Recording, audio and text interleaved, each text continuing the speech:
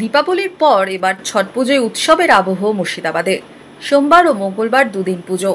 সোমবারের সূর্যাস্তের আগেই ঘাটে ঘাটে ভিড় পুণ্যার্থীদের।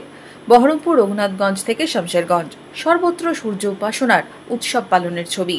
প্রধানত বিহার, ঝাড়খণ্ড, উত্তরপ্রদেশে ছট পুজোর রীতি চিরাচরিত হলেও এখন মুর্শিদাবাদ জেলার নানান প্রান্তেও মহা সমারোহে পালিত হয় ছট উৎসব।